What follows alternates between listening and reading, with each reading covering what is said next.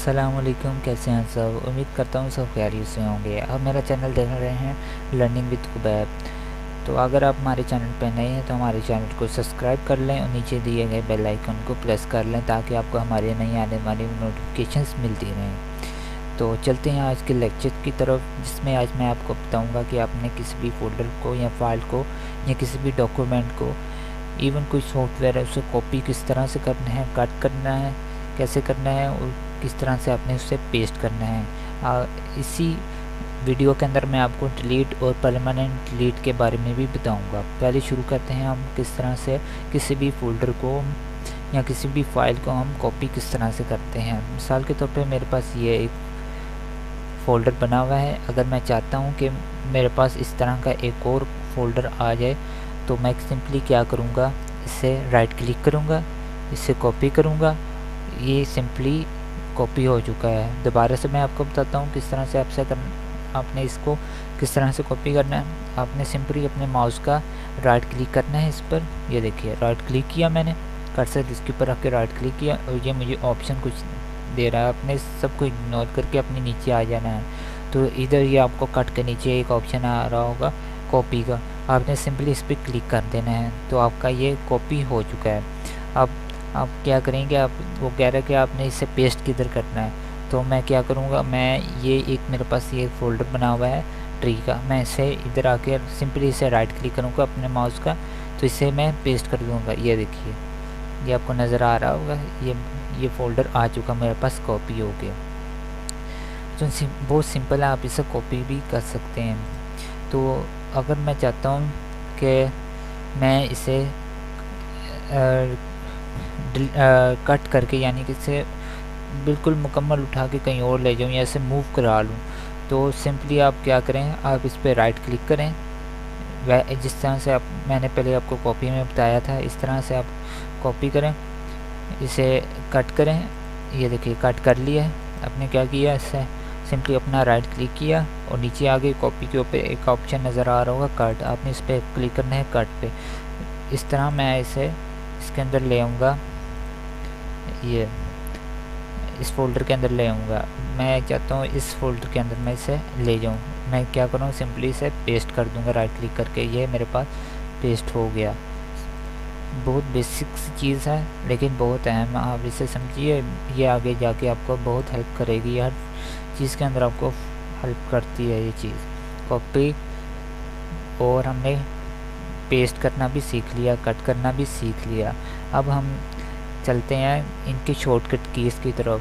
पहले मैंने आपको माउस से आपको सिखाया कि आपने इसे किस तरह से कॉपी करना है। अब मैं आपको बताऊंगा कि आपने अपने कीबोर्ड की शॉर्टकट कीज़ को किस तरह में इस्तेमाल में लाते हुए इन्हें कट, कॉपी और पेस्ट करना है। आपने क्या करना है, सिंपली अपने माउस के ऊपर इसे क्लिक करना है।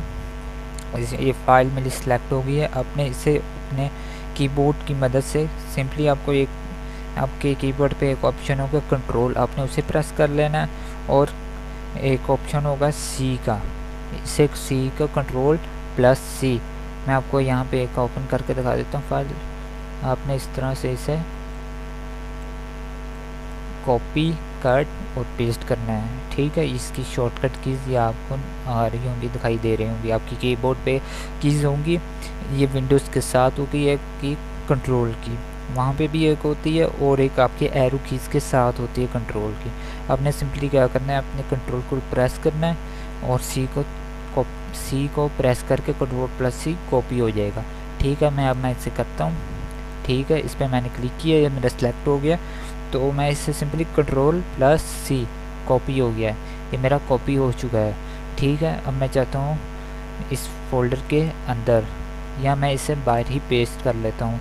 अब मैं क्या करूँगा, इसे पेस्ट करने के लिए कंट्रोल प्लस वी को प्रेस कर दूँगा। ये देखिए मैंने इसे कंट्रोल प्लस सी कॉपी किया और कंट्रोल प्लस वी, ये मेरे पास एक कॉपी बन के आ गई है, ठीक है। ये हम देख रहे होंगे ये कॉपी आ चुकी है।